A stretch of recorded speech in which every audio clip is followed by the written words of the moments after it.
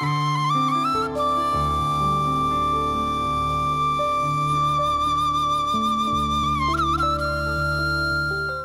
TV நேயர்களுக்கு இனிய காலை வணக்கம். நாங்கள் உளவியல் ரீதியாக உடலியல் ரீதியாக மகிழ்ச்சியாக இருக்க வேண்டும் என்று சொன்னால் எங்களுடைய சுற்றுச்சூழல் அழகாக இருக்க வேண்டும். ஆக எங்களுடைய சுற்றுச்சூழலில் மிக முக்கியமானது எங்களுடைய யாழ்ப்பாண நகரம். அப்போ யாழ்ப்பாண நகரம் இன்று மிக வேகமாக வளர்ச்சி அடைந்து வருகிறது. இது அரசாங்கத்தாலேயோ எங்களுடைய நகர சபையாலேயோ அல்ல, ஒவ்வொரு தனிநபர்களினால், எங்களுடைய வெளிநாட்டு உறவுகளினால். ஆக இந்த நகரத்தை அழகுபடுத்துவதற்கு பெரிய பிரம்மாண்டமான செயற்பாடுகள் அல்ல, சிறிய அருட்டல்களை நாங்கள் செய்ய வேண்டி இருக்கின்றது. ஆக இப்போ நாங்கள் பார்த்தோம்னு சொன்னால் நூலகம், அதோடு தனியார் பேருந்து நிலையம், அந்த அழகான அந்த இந்திய கலாச்சார நிலையம், அதோடு இணைந்த குளம், அந்த பகுதி மிக அழகாக இருக்கிறது. அந்த பிரதேசத்தை மேலும் டெவலப் பண்ண வேண்டி இருக்குது. அதுக்கு அங்கால மண்டதீவு பார்வைக்கு.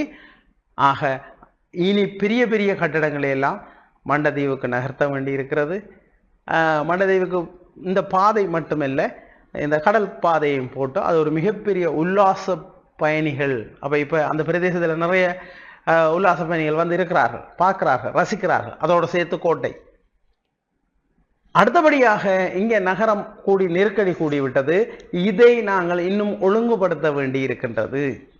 ஆக இதை சமூக செயற்பாட்டாளர்கள், இந்த மிக முக்கியமானது இதுதான், தனியாரோடு இணைந்து, அப்போ மாநகர சபை சின்ன சின்ன அரட்டல்களை செய்து ஒரு முறைமைப்படுத்தி கொண்டு வருகிறது, நல்ல விஷயம். அதை மேலும் விரைவாக விஸ்தரிக்க வேண்டி இருக்கின்றது.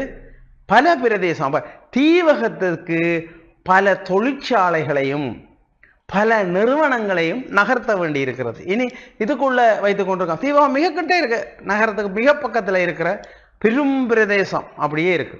ஆமாம், அந்த பெரிய பிரதேசத்தை எங்களுடைய இந்த யாழ்ப்பாண நகரம் ஒரு கைத்தொழில் நகரமாக மாறிக்கொண்டு இருக்கிறது.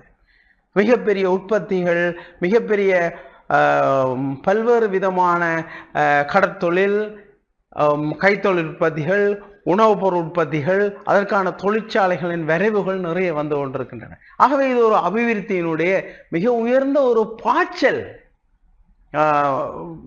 இந்தியாவோடு சென்னையிலிருந்து இப்போ இன்று உலகத்தில் இருக்கின்ற பல வெளிநாடுகளிலிருந்து சென்னைக்கு வந்து நேரடியாகவே யாழ்ப்பாணம் வர முடியும். கப்பல் போக்குவரத்து, ஒரு மிகப்பெரிய ஒரு சந்தை வாய்ப்பு திறக்கப்பட்டிருக்கிறது. உலகத்திலே மிகப்பெரிய பொருளாதார வல்லரசு இந்தியாவோடு இணைந்து நாங்கள் செயலாற்றுவதற்கு இப்போ நாங்கள் மிகப்பெரிய சந்தர்ப்பம் கிடைத்திருக்கிறது.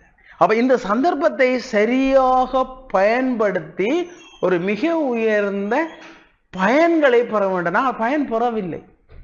யுத்தமும் இந்த அரசியலும் எங்களுக்கு எந்த பயனையும் தரவில்லை. ஆக எங்கள் கல்வியூடாகவும் பொருளாதாரத்தினூடாகவும் ஒரு அழகியல் உணர்வுள்ள ஒரு அழகான நகரம், ஒரு சுற்றுலா நகரம் யாழ்ப்பாண நகரம்.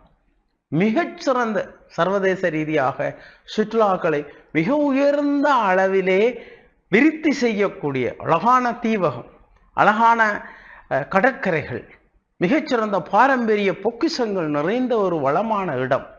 ஆக இந்த சந்தர்ப்பங்களை சாதகமாக பயன்படுத்தல், சவால்களை நாங்கள் சவால்களை சாதகமாக பயன்படுத்த, பிரச்சனை வந்தால் தான் தீர்வு வரும். பல பிரச்சனைகள், பல இக்கட்டுகள், பல சிக்கல்கள் எங்களுக்கு இருக்கின்றன.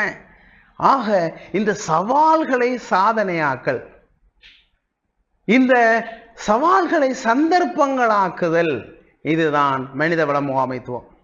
புத்திசாலித்தனமான இவ்வாறான செயற்பாடுகளை எங்களுடைய எல்லா நிறுவனங்களும் ஒருங்கிசைந்து இசைவாக்கி ஒரு மிக உயர்ந்த இலக்கை நாங்கள் விரைவாக அடைவதற்கு செயலாற்றுவோம். நன்றி, வணக்கம்.